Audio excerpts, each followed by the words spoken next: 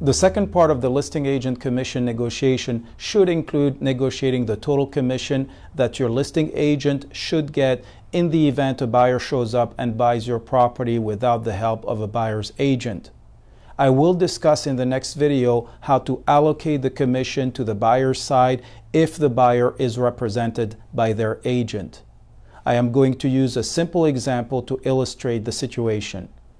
Let's assume you are a seller and negotiated with your listing agent their commission at 2% and allocated 3% for the buyer's agent commission. Now let's assume a buyer shows up and does not want to be represented by an agent and wants to deal directly with you and your listing agent. What would be the compensation to your listing agent? Well, if you did not negotiate a separate commission just for this situation, then most likely your agent will receive 2% plus 3% equals 5%. You might try to negotiate after the fact with your agent, but unless there was a reduced rate in the listing agreement, you will be at the mercy of your agent who could easily refuse to negotiate.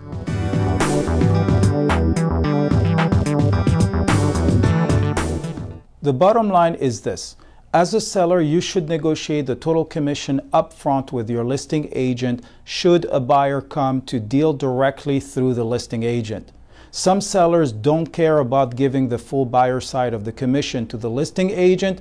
Some sellers won't allow the listing agent to work with buyers for their property because they want their agents to work exclusively in their best interest. Some sellers negotiate and settle somewhere in between 0 and the full buyer side of the commission and might offer half of the buyer side of the commission to their listing agent.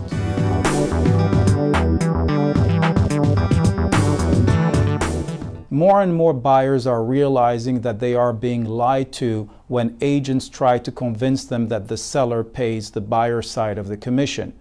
More and more of these buyers also understand that they have the right to negotiate the buyer side of the commission with their buyer's agent and get a rebate at closing or reduce the price offered to the seller by the commission rebate. I discussed this in a separate video. However, many buyers just ask the listing agent to help them get a better deal since there is no other agent involved and the listing agent will get both sides of the commission. Here again, the concern is the potential conflict of interest of the listing agent representing a buyer paying them the buyer side of the commission to help them get a better deal. Let me ask you, as a seller, didn't you hire this agent to represent you as the listing agent? Please make sure you review the forms of representation and choose wisely.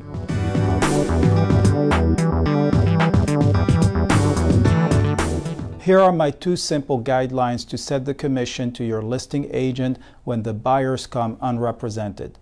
Number 1, if you don't want your agent to represent any buyers for your property, then put it in the listing agreement and pay them nothing.